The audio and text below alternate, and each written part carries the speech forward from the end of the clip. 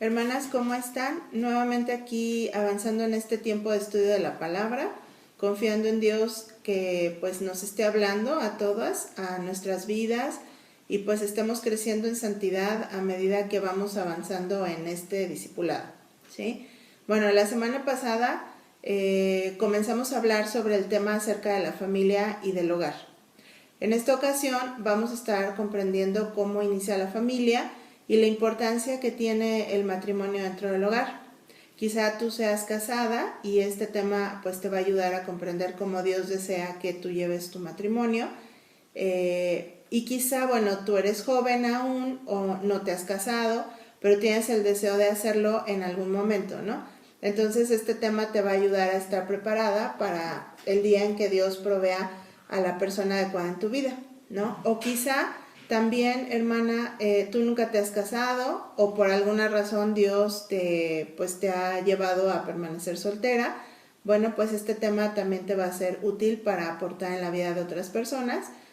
Todos estos principios bíblicos acerca del matrimonio, y de esta manera también puedes orar, ¿no?, por los matrimonios que tú conoces que enfrentan pues situaciones complicadas o difíciles. Así que bueno, vamos a entrar en tema. Comencemos primero por meditar en Génesis 2:18. Ahorita vamos a leerlo, pero es aquella primera boda, ¿no?, donde debemos ir para poder saber cómo comenzó todo, ¿sí? Donde vemos ese amor real, ¿no?, el amor matrimonial diseñado por Dios tal como Él lo constituyó. Este es el tema central cuando nosotros hablamos de la familia. Nosotros vemos ahorita cómo el mundo tiene una opinión, ¿no?, sobre el matrimonio. Hoy existe, por ejemplo, el matrimonio entre dos hombres, entre dos mujeres, y hay muchos otros conceptos, ¿no?, sobre este tema, y seguramente van a ir surgiendo muchos otros en estos próximos años, ¿no? Así que bueno, vamos a leer Génesis 2 del 18 al 25. Y dice: y dijo Jehová Dios: no es bueno que el hombre esté solo, le haré ayuda idónea para él. Jehová Dios formó pues de la tierra toda bestia del campo, toda ave de los cielos, y las trajo a Adán para que viese cómo las había de llamar, y todo lo que Adán llamó a los animales vivientes, ese es su nombre. Y puso Adán nombre a toda bestia y ave de los cielos y a todo el ganado del campo, mas para Adán no se halló ayuda idónea para él. Entonces Jehová Dios hizo caer sueño profundo sobre Adán, y mientras éste dormía, tomó una de sus costillas y cerró la carne en su lugar. Y de la costilla que Jehová Dios tomó del hombre, hizo una mujer y la trajo al hombre. Dijo entonces Adán: esto es ahora hueso de mis huesos y carne de mi carne. Esta será llamada varona, porque del varón fue tomada. Por tanto, dejará el hombre a su padre y a su madre, y se unirá a su mujer, y serán una sola carne. Y estaban ambos desnudos, Adán y su mujer, y no se avergonzaban. Bueno, vemos aquí en primer lugar que el matrimonio es algo creado por Dios, ¿no? Y esto fue antes de la caída, ¿sí? Entonces mucha gente hoy en día le echa la culpa al matrimonio, ¿no?, de los problemas, pero no es el matrimonio el problema de las personas, sino que realmente es el corazón pecaminoso del hombre y de la mujer lo que provoca, ¿no?, estos problemas, ¿no? Es culpa de nuestro pecado que tengamos dificultades en nuestro matrimonio, porque el matrimonio en sí es un diseño maravilloso de Dios, ¿no? Y bueno, en segundo lugar, aquí vemos que el matrimonio no es un invento de los hombres, ¿sí?, sino que más bien es un diseño divino. Es una institución básica dada por Dios para ese orden fundamental para todas las culturas, para todas las sociedades, para todos los pueblos. Entonces, hay matrimonios en todas las naciones del mundo y es un bien de Dios, ¿sí?, para que pues primero haya un orden básico, ¿no?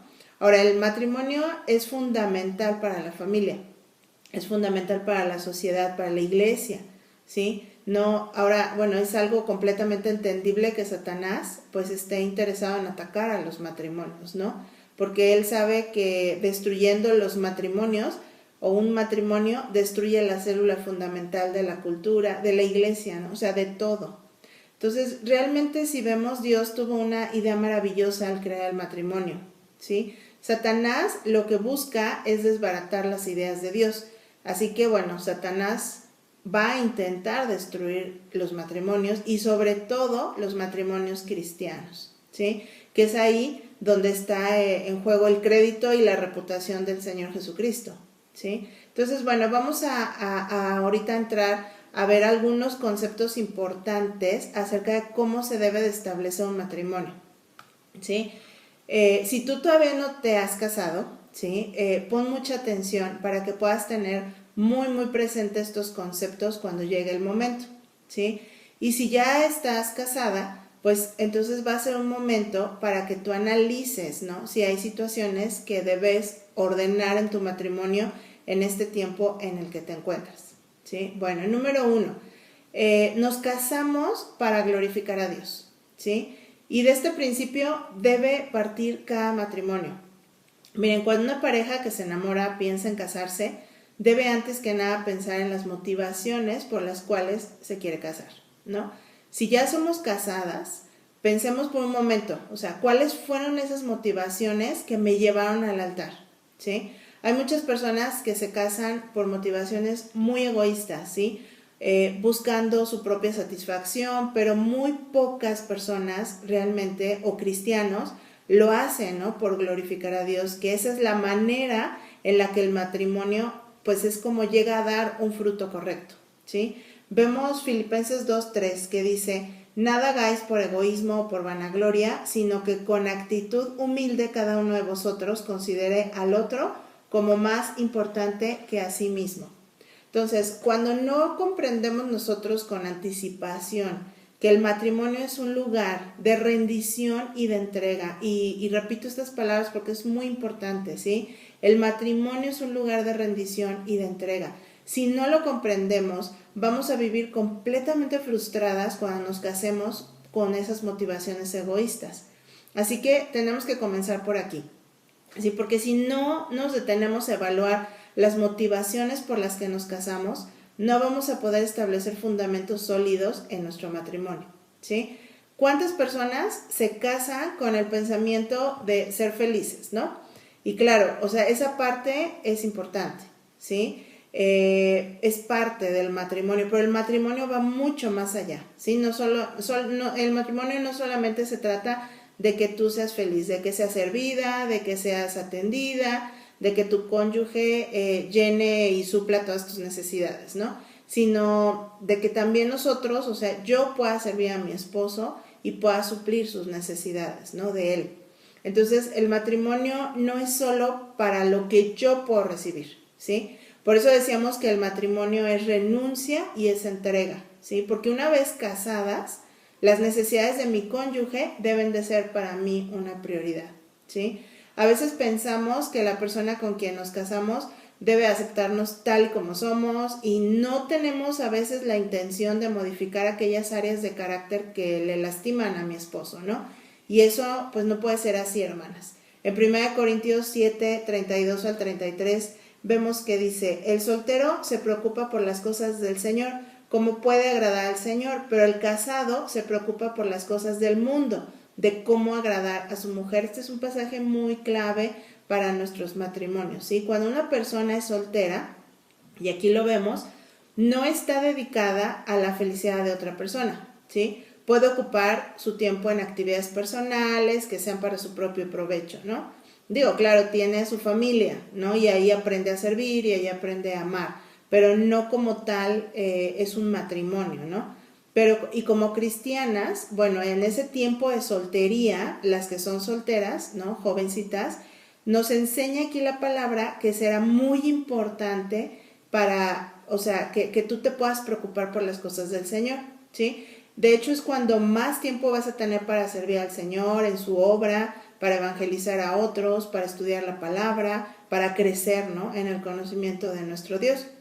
Y aquí, pues, de verdad, yo les animo, jóvenes, a disfrutar su soltería, ¿no? O sea, es cuando pueden ustedes buscar al Señor más que nunca, pueden ocuparse en conocerle más, pueden prepararse para formar un carácter bíblico en sus vidas, ¿no? Para que en un futuro, cuando Dios les lleve, obviamente, a casarse, puedan entrar al matrimonio con bases sólidas y con un carácter que honra al Señor, ¿no? Y ahí, pues, evitamos muchos conflictos. Ahora, hermanas, una vez que nosotros ya hemos contraído matrimonio, la palabra aquí nos enseña que entonces nuestros intereses deben cambiar, ¿sí? O sea, seguimos buscando al Señor y debemos de procurar servirle ahora, ¿no? Junto a nuestro esposo. Pero debemos buscar ahora glorificar a Dios dentro de nuestro matrimonio.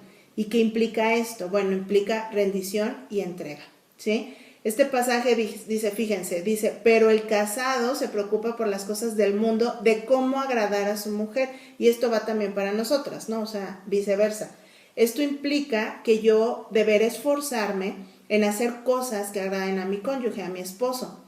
Y no se refiere a cosas pecaminosas, ¿no? Que mi cónyuge me pida, porque esto a veces lo malinterpretamos, que quede muy claro, hermanas.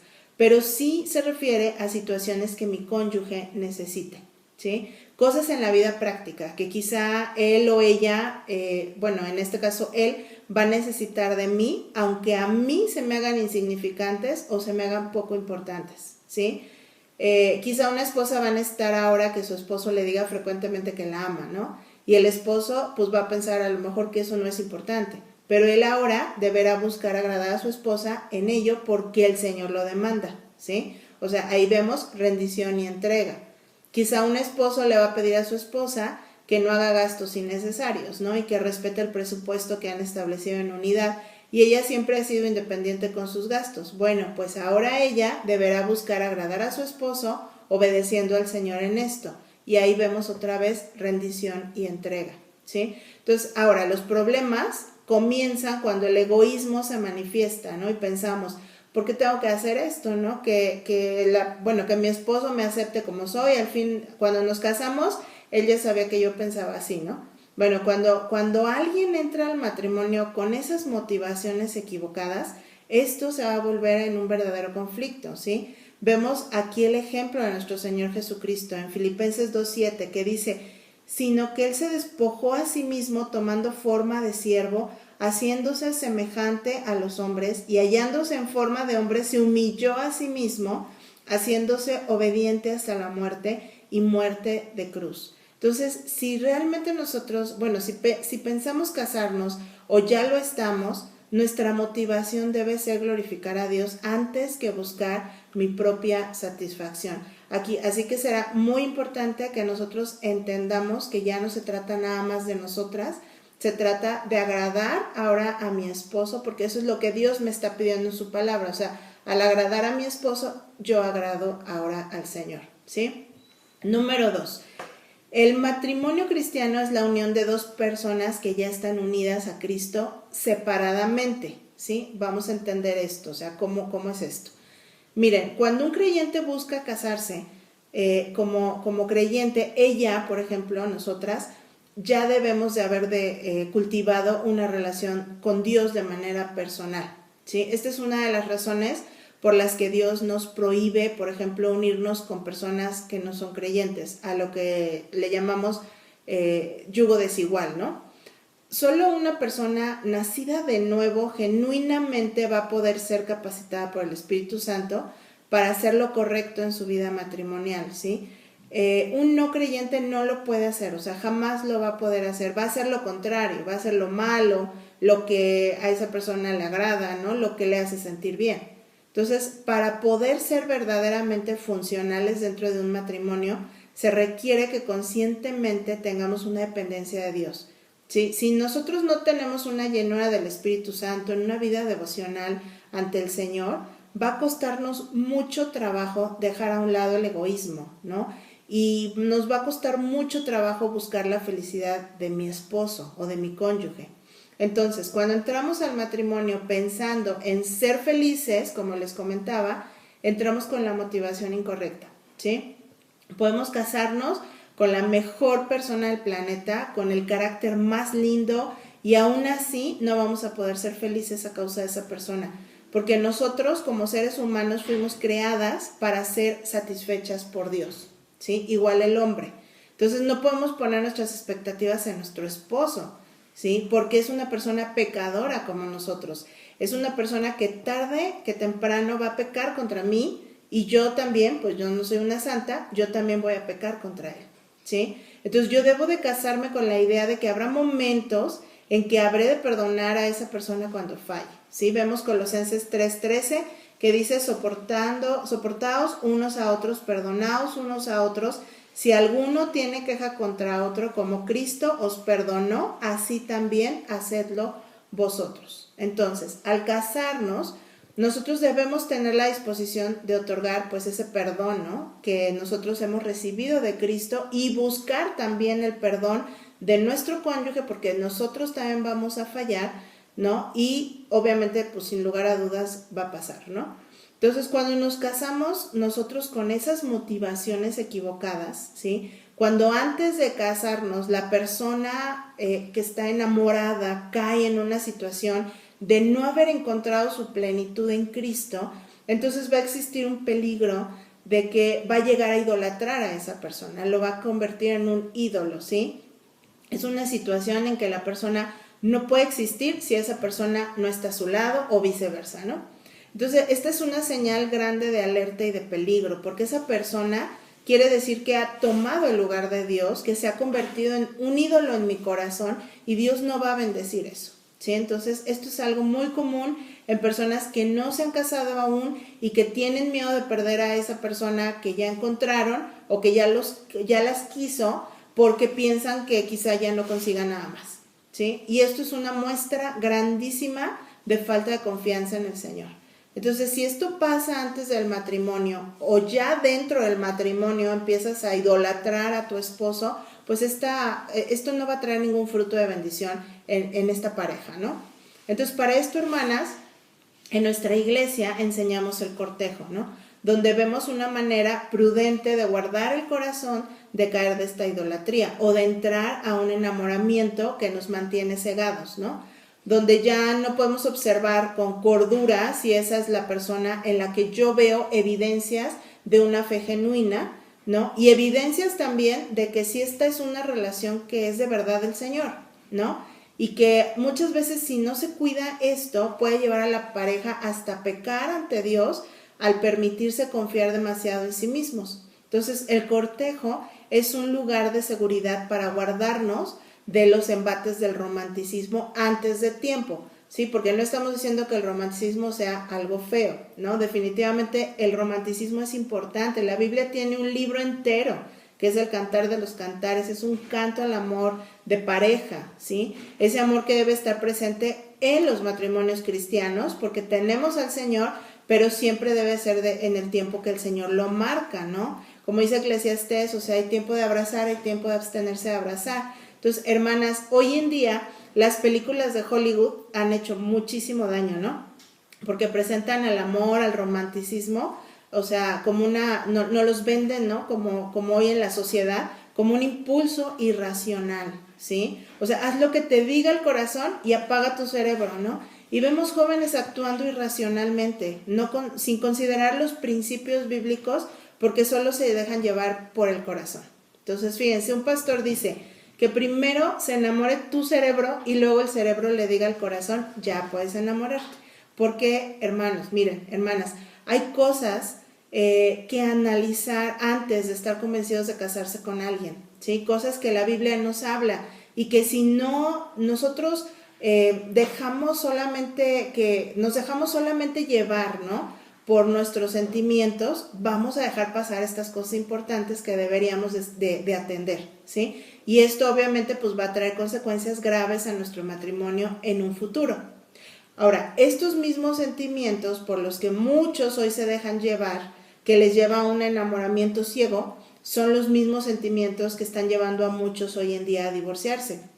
Entonces, si tú eres joven, piensa que el matrimonio es para toda la vida, ¿sí? O sea, no es un juego que vas a poder abandonar cuando ya no te guste, ¿sí? Así que seamos sabias, no seamos necias, ¿no?, al considerar este tema. Ahora, si nos casamos llevadas solamente por nuestros sentimientos, va a ser muy difícil sostener el pacto que hacemos ante Dios, que en un momento más adelante vamos a hablar de este pacto. Entonces, honremos al Señor con esta decisión tan importante en nuestras vidas. Ahora, el número 3, el matrimonio comienza con dejar, y este es un punto muy importante, ¿no?, que lo vemos ahí en Génesis 3, o sea, dice, por tanto, dejará el hombre a su padre y a su madre, y se unirá a su mujer, y serán una sola carne. O sea, hay que dejar algo para poder empezar, o sea, no se puede empezar sin haber dejado, es algo muy, muy básico, ¿no? Es como un viajero, ¿no? Que toma un tren, pues tuvo que haber dejado el tren anterior para seguir avanzando, ¿no? Entonces dice un escritor que un matrimonio no es la unión de dos mundos, sino el abandono de dos mundos para que un mundo nuevo pueda ser formado. Entonces, cada matrimonio empieza algo nuevo, algo que no existía antes. Cuando uno no está dispuesto a dejar, por ejemplo, antes de entrar al matrimonio, pues van a comenzar problemas matrimoniales. Uno quiere vivir bajo el mismo techo con una persona, ¿no? Pero muchas veces esa misma persona no quiere dejar su vida, ¿no? De soltero. Entonces, quieren ser dos solteros que viven bajo el mismo techo, viviendo vidas paralelas, y eso no es posible. Eso lo único que va a traer es fracaso. Entonces, hay que dejar lo que antes vivíamos y ajustarnos a vivir ahora como casados, ¿sí? Antes se vive con los padres, ahora se vive con el esposo. Ahora, pero es muy importante que no confundamos este término, ¿no? Porque muchas veces dejar piensan que es abandonar, y no es abandonar, porque a los padres se les tiene que seguir honrando, ¿sí? Es un mandamiento para toda la vida. Entonces, dejamos, pero aún nos preocupamos por el bienestar de nuestros padres, por su salud, y más cuando más mayores se hacen, ¿no? Entonces, dejar no es dejar de honrar, ¿sí? Dejar significa que ya no debemos esa obediencia a nuestros padres, porque ahora empezamos una nueva unidad familiar, pero honrar a nuestros padres es para toda la vida, ¿sí? Honramos a nuestros padres y ahora también honramos a nuestros suegros, ¿sí? Porque si mi cónyuge tiene que honrar padre y madre y yo tengo que honrar padre y madre y estamos casados y somos una sola carne, entonces les honramos a todos. Y aun cuando nuestros padres lleguen a estar ausentes, nosotros seguimos honrándoles, ¿no? Porque honramos su memoria y les honramos cuando hablamos de ellos. Entonces, dejar padre y madre no es dejar a tus padres emocionalmente. O sea, nosotros podemos estar muy lejos, nos podemos ir a vivir a Moscú, ¿no? O a China, si quieres. Y aún así puedes seguir honrando a tus padres. Pero eso no significa que llames a tus padres para contarles lo mal que te trata tu esposo, ¿no? Sino que, o sea, el dejarles a ellos no es abandonarles, ¿sí? Es simplemente interesarte por ellos y cuidarles. Dejarles significa que nuestra relación con nuestros padres ya no es la de una niña, ¿no? Dependiente, sino la de un adulto. Les debemos honor, pero ya no les debemos obediencia, les debemos respeto, pero ya no dependencia. Escuchamos su consejo, pero ahora es junto a mi cónyuge o a mi esposo que vamos a tomar decisiones. Entonces, dejarles significa que esa relación deja de ser la prioritaria, ¿no? Y ahora la prioritaria es mi esposo, ¿sí? Porque ahora voy a buscar escuchar a mi esposo, agradarle a él, escuchar sus ideas, sus gustos, su opinión, sus sentimientos, ¿no? O sea, voy a preferir estar con él. Entonces ya no dependo yo del afecto y de la aprobación de mis padres, sino del afecto y de la aprobación de mi esposo, ¿sí? Entonces, dejar padre y madre significa dejarlo todo y darle el tiempo, el esfuerzo y la dedicación debidas a mi nuevo hogar, ¿sí? A mi nueva familia. Formar y edificar un hogar cuesta mucho trabajo, hermanas. Se necesita de toda nuestra atención para poner bases firmes en el matrimonio y después viene la paternidad, ¿sí? Y si quieres seguir, pues tú queriendo pasar el tiempo que tendrás que estar pasando con tu cónyuge y lo quieres pasar con tus padres, con tus hermanos, con tus amigos, etcétera, pues tu nuevo hogar no tendrá buenos cimientos, ¿sí? Entonces, si estamos casadas o pensamos hacerlo en algún momento, tenemos que entender que para tener un matrimonio sólido hay que dejar, ¿sí? O sea, hay que dejar para empezar algo nuevo con el esposo que Dios me ha dado. Ahora, la prioridad en el matrimonio debe de ser mi esposo, ¿sí? Se deja padre y madre y después, muchos años después, se deja a los hijos, ¿no? Se deja ir a los hijos. Quien queda en nuestra vida, pues obviamente es nuestro cónyuge, ¿sí? Tristemente muchas parejas inician sus vidas no queriendo dejar a los padres, pero muchas otras no quieren tampoco dejar ir a los hijos, ¿no? Y todo esto se da porque no se le da la prioridad al matrimonio como Dios lo manda. Muchas veces los mismos hijos no saben que la prioridad de su padre es su madre, ¿no? O viceversa. Y por eso, pues llega a haber hasta roles equivocados en los hogares, ¿no? Donde los hijos tienen un rol que consideran que son más importantes que el cónyuge, porque obviamente pues se les da la atención que se le debería estar dando al esposo o a la esposa, ¿no? Entonces, el hijo es quien tiene la prioridad muchas veces en la vida de la madre o del padre, ¿no? Y cuando los hijos se van, pues se encuentran que son unos perfectos desconocidos, ¿sí? Porque han vivido 30 años juntos, pero ya no conviven, ya no hablan, ya no se divierten juntos, ¿sí? No hay compañerismo. Escribe Wayne Mack, si ustedes son padres, su meta debe ser preparar a sus hijos para que los dejen, no para que se queden. Ustedes deben prepararse para el día en que sus hijos se vayan, cultivando intereses comunes, aprendiendo a hacer cosas juntos, profundizando la amistad entre ustedes, ¿sí? Bueno, número 4, el matrimonio es una unión. Ahí dice, y se unirá a su mujer, ¿sí? Aquí se habla de un acto público de unión donde el esposo y la esposa prometen amarse, respetarse, fidelidad en la riqueza, en la pobreza, en la salud, en la enfermedad, etcétera, ¿no? Y hoy día es triste ver cómo el matrimonio se rompe como el cristal, ¿verdad? ¿Qué pasó con esas palabras? O sea, con esos votos. Se las lleva el viento. Entonces, hay tanto fracaso matrimonial porque el mundo no entiende uno de los fundamentos del matrimonio, que es el pacto. Y aquí este es un tema muy importante que debemos nosotros de abordar, ¿sí? Ya en estos días no se sabe lo que es un pacto, porque vivimos en un mundo de contratos, ¿sí? Un contrato es muy diferente a un pacto. Fíjense, en un contrato las dos partes están de acuerdo en cumplir cada uno lo suyo, pero cuando uno incumple, el otro tiene derecho a incumplir. Por ejemplo, en un contrato laboral, ¿sí? Tú tienes derecho a un sueldo, ¿no? Y si el jefe un día no te paga ese sueldo, pues tienes derecho a no ir, ¿no? Y viceversa, si tú no vas, el jefe tiene derecho a ya no pagarte un sueldo. Eso es un contrato. Cuando uno incumple, se rompe el contrato. Pero hermanas, miren, el matrimonio no es un contrato, ¿sí? El matrimonio es un pacto en el cual ambos se prometen fidelidad, amor, etcétera, a pesar del otro. No porque el otro haga su parte. Entonces, bueno, yo voy a hacer la mía si el otro la hace. No, sino que a pesar del otro, yo cumplo mis promesas delante de mi esposo, delante de mi familia, delante de mis amigos, delante de Dios, porque el pacto es con Él, ¿sí? Yo me mantengo en lo que prometí. Ahora, hoy en día se viven los matrimonios obviamente como un contrato, ¿no? Y si lo vemos como un contrato, pues fácilmente vamos a pensar en romperlo cuando el otro lo incumpla. Por ejemplo, cuando mi cónyuge ya no es el 100, no, ya no da el 100, ¿no? Y empieza a dar el 90, pues entonces yo voy a sentir que tengo derecho para dar también el 90, ¿sí? Si él baja al 80, al 70%, entonces yo bajo al 70% también, ¿no? Y en poco tiempo, pues ya no queda absolutamente nada que el matrimonio, porque obviamente, pues todos estamos bajándole, ¿no? Al nivel de compromiso que debemos.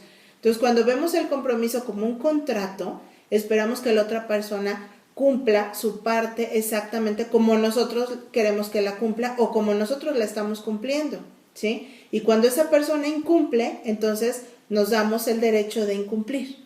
Y eso solamente va a llevar al fracaso y a la insatisfacción. Entonces, el matrimonio cristiano es un pacto donde el esposo y la esposa prometen estar juntos y ser fieles para toda la vida, pase lo que pase, ¿sí? O sea, yo doy el 100% de mí a pesar de lo que haga el otro, ¿sí? Eso es un pacto matrimonial. Wayne Mack también lo describe así. La esposa promete que será fiel aunque el esposo se ponga calvo, aunque tenga que usar sus bifocales, aunque pierda la salud o la riqueza o pierda su empleo, aunque pierda su atractivo, aunque aparezca alguien más llamativo. El esposo promete ser fiel aunque su esposa pierda su atractivo, aunque no sea tan pulcra y ordenada como él quiere, aunque no satisfaga sus deseos completamente, aunque gaste el dinero neciamente, aunque sea una mala cocinera, ¿sí? Entonces aquí vemos el matrimonio significa que el marido y la mujer entran en una relación en la que aceptan la total responsabilidad y se comprometen el uno al otro a enfrentar los problemas que puedan surgir. Esto es el matrimonio, ¿sí? Si nos fijamos en los votos matrimoniales, hermanas, esto es lo que dice la gente, esto es lo que se dicen en esos votos matrimoniales. No hay condicionales, no hay un te amaré y respetaré si tú haces esto, ¿no? No, solo existe un compromiso en estos votos, ¿sí? Son como los votos de Cristo hacia su esposa. Cristo nos dice, te amaré, no te dejaré, no te abandonaré, ¿sí? Y el matrimonio, hermanas, refleja en pequeña escala ese gran amor de Cristo por su iglesia, ¿sí? Ese macropacto de Cristo, nosotros en nuestro matrimonio lo escenificamos de una forma pequeña, de una forma incompleta y de una forma imperfecta, ¿sí? Pero si estamos casadas o pensamos hacerlo, tenemos que ser esa luz que refleja el amor de Cristo por su pueblo, ¿sí? Dios inventó el matrimonio y lo usa para comunicarnos lo que es su amor por nosotros, ¿sí? Entonces, hermanas, qué responsabilidad tan grande tenemos, porque en nuestro matrimonio está siempre el nombre de Cristo presente.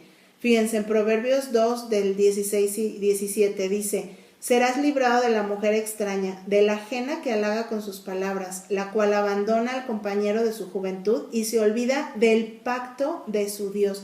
Miren, aquí no dice que se olvida del pacto con su esposo, sino que se olvida del pacto de su Dios, ¿sí? O sea, este pacto es delante de Dios, hacemos un pacto delante de Dios, ¿ok? Por eso es que nosotros debemos de seguir cumpliéndolo a pesar de que el otro no lo haga, porque mi pacto es con Dios primeramente, ¿no? Ahora, número 5, el matrimonio es ser una sola carne, ¿sí? Cuando ya estamos unidas en este pacto, los cónyuges debemos de buscar crecer en unidad en todos los aspectos de la vida, ¿sí? Debemos de unirnos en un mismo destino, en las mismas ideas, en las mismas metas, en los mismos problemas, fracasos, en los mismos éxitos, alegrías, en los mismos sufrimientos. Debemos ser una sola carne, o sea, una sola persona, una misma persona, ¿sí? Vemos Mateo 19:6 que dice, así que no son ya más dos, sino una sola carne, por tanto, lo que Dios juntó, no lo separe el hombre. Entonces, debemos de tener ese sentimiento de ser una sola carne, ¿sí? Estar unidos en todo. La unidad es la meta del matrimonio, es esa unidad que se perdió en el Edén, ¿sí? Esa comunicación, ese respeto que debió haber sido maravilloso, ¿sí? Ahí en Génesis, ¿no? Duró pocos versículos de Génesis, ¿no? Pero debió de haber sido algo maravilloso ver a Adán y Eva amarse, ¿no? Al principio, antes de Génesis 3, ¿no? Entonces, por eso no tiene sentido unirse a alguien que, por ejemplo, no tiene tu misma fe, ¿no? Hablando del yugo desigual, porque es algo que no tiene ningún propósito. O sea, Amós 3:3 dice, andarán dos juntos si no estuvieran de acuerdo. O sea, ¿qué sentido tendría vivir vidas paralelas, no? O sea, ser dos solteros que viven bajo el mismo techo, que no tienen nada en común, que no comparten su tiempo, ni su dinero, ni sus amistades, ni sus pasatiempos, ni sus metas en la vida, ¿sí?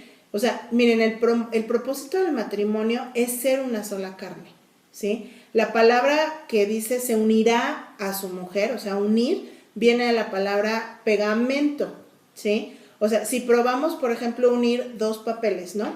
Uno azul y uno rosa, los dejamos secar y mañana por la mañana los queremos separar, ¿creen que vamos a poder? No, ¿verdad? No podremos. O sea, eso es lo que sucede cuando hay dolor, cuando hay una ruptura en el matrimonio.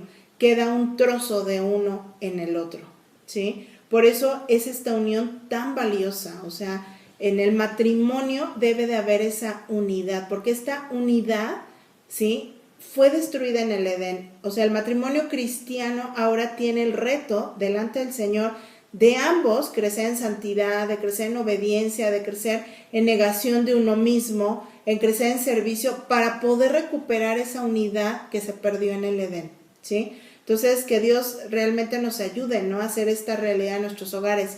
Todo matrimonio cristiano debemos de adoptar este reto, ¿sí? Entonces, hermana, mira, si hay infelicidad en tu matrimonio, si hay falta de gozo, si hay dificultades, el problema no es tu esposo, ¿sí? No es el pecado solamente de tu esposo. Tienes que empezar a trabajar con tu propio corazón porque es tu pecado el que destruye la unidad matrimonial, ¿sí? Los más grandes enemigos del matrimonio están en nosotros, están en mi propio corazón, ¿sí? Es mi orgullo, es mi egoísmo, es mi falta de perdón, es mi ingratitud, es mi ira, es mi impaciencia, son mis palabras, ¿sí? Necias, son esas actitudes de desprecio, de ironía, ¿sí? Son esas palabras hirientes, irreverentes, ¿no? Es esa dureza en mi corazón que tengo hacia mi esposo. Entonces, miren, ser una sola carne significa que el esposo y la esposa cristianos se comprometen a luchar contra su pecado en santidad delante del Señor para crecer en unidad y que ambos van a caminar juntos con Cristo, ¿sí? Entonces, hermanas, acabamos de ver el matrimonio a la luz de la palabra de Dios. Si tú eres soltera aún, te animo de verdad a que consideres casarte de una manera en que honres a Dios.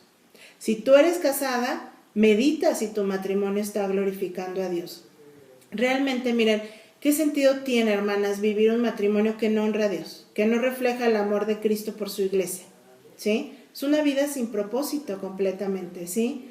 Nosotros fuimos creadas para glorificar a Dios y también tenemos que glorificarlo en nuestro matrimonio. Si no lo estamos haciendo, ¿qué sentido tiene? ¿Sí? O sea, ¿qué sentido tiene, por ejemplo, vivir un matrimonio en el que pasamos el tiempo culpándonos, ridiculizándonos, discutiendo, cuando somos una sola carne? Estamos en el mismo barco, ¿sí? O sea, no puedo hacer que se hunda mi esposo o que me hunda yo, ¿sí? O los dos ganamos o los dos perdemos. Estamos en un mismo propósito, estamos del mismo lado, estamos en el mismo equipo, ¿sí? Entonces, si hay situaciones que tú necesitas arreglar, hermana, busca a Dios, arrepiéntete, humíllate, pide perdón, perdona, ¿sí? Busca ayuda, consejería, glorifica a Dios, ¿sí? Pero no te resignes, no te conformes, no te quedes ahí amargada. Cristo honra la humildad y honra la obediencia, ¿sí? Tenemos que reconocer que necesitamos de Cristo para luchar contra nuestro propio pecado y para perdonar lo que sea necesario en mi esposo, ¿sí? Solo en Cristo podemos nosotros tener un matrimonio que le glorifique, porque solo en Cristo podemos amar de esta manera. Si tú no tienes a Cristo, pues obviamente no vas a poder amar a un esposo. Solo en Cristo se logra este milagro, ¿sí? ¿Cuál milagro? El milagro de que dos pecadores reflejen la relación entre Cristo y la iglesia. Hermanas, de verdad que esto es un milagro. Esto viene de Dios solamente, ¿sí?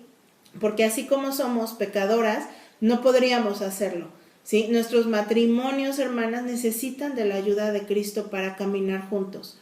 Cuando dependemos de Dios para que nuestro matrimonio sea lo que Él espera, entonces es el Espíritu Santo quien transforma nuestras vidas día a día y el que hace que esa luz de Cristo brille en mi hogar, ¿sí? Hermana, si tú eres casada, te invitamos a estar pendiente. En nuestra iglesia tenemos un curso de matrimonio, ¿sí? Que se imparte cada cierto tiempo. En este curso se abordan todos los temas que enfrentamos en nuestro matrimonio, aprendemos esos principios bíblicos que deben de regirlo y podremos también fortalecer este ministerio tan hermoso que Dios nos dio, ¿sí? Entonces, bueno, terminemos, hermanas, con este versículo.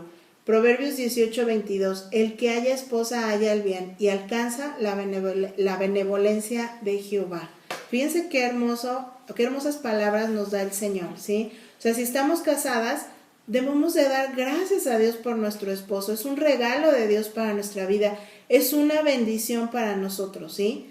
Si tú deseas, por ejemplo, casarte, deseas un esposo, este es un tema de oración muy importante delante del Señor. Y quiera Dios proveerte ese varón verdaderamente cristiano, ¿sí? Con el que puedas formar un hogar bíblico, ¿sí? Con un hogar que realmente dé gloria a Dios. Entonces, hermanas, que Dios nos lleve a vivir verdaderamente matrimonios para su gloria, ¿sí? Viviendo cada día de forma cotidiana esa representación de amor entre Cristo y su iglesia. Que en cada momento podamos tener el amor de Cristo por su iglesia, su fidelidad, su paciencia, su ternura, ¿sí? ¿Se imaginan vivir cuántos años en esta tierra y que nuestro matrimonio no haya reflejado nada de lo que realmente es la relación de Cristo con su iglesia? Para eso existe mi matrimonio, para darle gloria a Dios. Entonces, nunca olvidemos que la Iglesia de Cristo somos esa esposa imperfecta que Cristo está santificando cada día, ¿sí? Hermana, todo lo que tengas que soportar de tu cónyuge no se compara en nada con lo que Cristo tiene que soportar de tu parte. Cada vez que tengamos que ejercer paciencia, amor, compromiso, perdón, piensa, ¿cuánto más lo hace el Señor por mí? Y todo lo bueno que venga de tu esposo, ¿sí? Todo el amor, toda la ternura, todo el cuidado, toda la fidelidad, toda la generosidad, no tiene ni punto de comparación con todo lo bueno que viene de Dios para conmigo, ¿sí? Entonces, hermanas, el matrimonio es muy importante. Es el diseño de Dios, es un don de Dios. Honremos algo tan valioso para Dios y démosle la importancia de vida. Aquí les dejamos algunas preguntas para que las puedan comentar con su discipuladora. ¿Cómo ha sido mi concepto del matrimonio hasta ahora? ¿Considero que es un problema o un diseño maravilloso de Dios? Si eres casada, ¿ha sido tu matrimonio atacado por Satanás? ¿Cuáles fueron tus motivaciones al casarte? Quizá tu propia satisfacción o fue realmente glorificar a Dios. ¿Vivo agradando a mi cónyuge de acuerdo a 1 Corintios 7, 32 al 33? ¿He puesto mis expectativas en mi esposo y no en Dios? ¿Y eso me ha desilusionado? ¿He dejado completamente padre y madre para unirme a mi cónyuge? Estoy casada, pero quiero seguir viviendo como soltera. ¿Es mi prioridad mi cónyuge antes que mis hijos? ¿Veo el matrimonio como un contrato o como un pacto ante Dios? ¿Espero que mi cónyuge cumpla con su parte para yo cumplir con la mía? ¿Cómo reacciono cuando mi esposo incumple? ¿Sigo dando el 100% que me corresponde? ¿Veo mis votos matrimoniales como incondicionales? ¿Existe una unidad real en mi matrimonio? ¿Ese sentimiento de ser una sola carne? ¿Hay algún pecado en mí que esté contribuyendo a destruir la unidad de mi matrimonio? ¿Considero que mi matrimonio refleja la relación entre Cristo y su iglesia? ¿Y estás considerando realmente que tu matrimonio está glorificando a Dios y has tomado el curso de matrimonios de la iglesia? Si tú no te has aún casado, pero tienes el deseo de hacerlo, estas son las preguntas. ¿Cuáles son las motivaciones por las que deseas casarte? ¿Cómo vives tu soltería actualmente? O sea, ¿realmente te preocupas por las cosas del Señor, como dice la palabra? ¿He cultivado una relación con Dios de manera personal antes de involucrarme en una relación para casarme? ¿Qué pienso del yugo desigual? ¿Comprendo que solo en Dios puedo encontrar satisfacción plena y no en un hombre?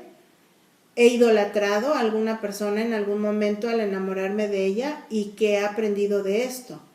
¿Estoy orando pidiendo a Dios que provea para mí un esposo? Entonces, bueno, aquí dejo este reto enorme.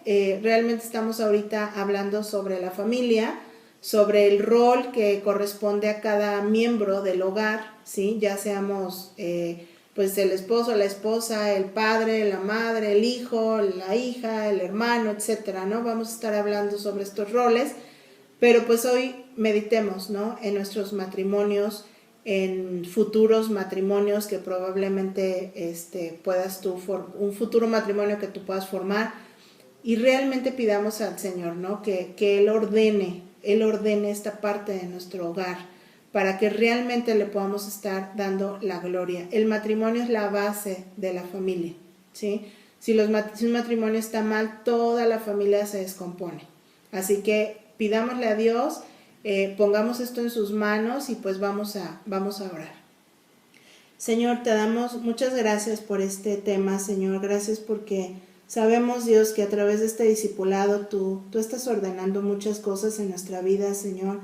Confiamos, Padre, en que eres tú el único, Señor, que puede mostrarnos el camino por el que debemos de andar, Señor. Tú eres el único que puede enderezar nuestras veredas, Señor, cuando nuestros caminos han sido desviados y hemos estado, Señor, lejos, haciendo nuestra voluntad y no la tuya, Padre. Hoy ponemos nuestro matrimonio en tus manos. Aquellas que estamos casadas, Señor, pedimos con todo nuestro corazón que tú nos ayudes, que tú seas, Dios, el que traiga a nuestras vidas, Señor, a nuestro corazón, una intención genuina de corregir, Señor, todas aquellas áreas que debemos nosotros de intencionalmente corregir, Señor. No dejes que seamos orgullosas, soberbias. No dejes, Señor, que nuestro corazón sea rebelde a ti, Señor. Ayúdanos a ser humildes, a perdonar, a pedir perdón, Señor, a humillarnos, a poder buscar la forma, Señor, de dar nosotros nuestro 100% y no estar esperando, Señor, que nuestro esposo lo haga, Señor. Ayúdanos, Señor, a serte fieles a ti, Padre, a saber que nuestro pacto matrimonial lo hicimos delante de tus ojos y que es contigo, Señor, y que es a ti a quien glorificamos cuando nosotros cumplimos con nuestros votos matrimoniales, Señor. Ayúdanos, Padre, para que podamos realmente ver a nuestro esposo con los ojos que tú nos puedas dar, Señor, esos ojos de amor, esos ojos de generosidad, de bondad, para que realmente, Señor, te podamos glorificar y nuestra relación matrimonial pueda ser estar ejemplificando, Señor, esa relación de ti con nosotros como tu iglesia, Señor. Padre, si mis hermanas que no están aún casadas, Señor, también queremos ponerlas en tus manos, pedirte, Dios, que tú puedas guardar sus corazones, que tú puedas ayudarles a esperar, Señor, el momento adecuado, a prepararse, a realmente, Señor, poner esa intención de poder, Señor, conocerte más, de poder trabajar con su carácter, Señor, de poder estar preparadas para cuando ese varón, Señor, pueda llegar a sus vidas. Permite, Señor, que sus corazones sean guardados de idolatrar, Señor, a un hombre, de caer, Señor, en situaciones de yugo desigual, Señor, de deshonrarte de una manera, Señor, en la que tú pues no seas glorificado, Padre. Permite, Dios, que ellas puedan seguir orando, puedan seguir poniendo su confianza en ti, Señor, que puedan realmente esperar, Señor, ese tiempo correcto para que tú proveas, Señor, a esa persona y realmente se puedan formar hogares bíblicos, hogares fuertes, hogares cristianos, Señor, donde tus principios se establezcan desde un principio, Señor. Te damos gracias, Padre, por este tiempo y ponemos todo esto en tus manos, Señor, confiando en ti. En el nombre de Jesús, amén. Que Dios les bendiga.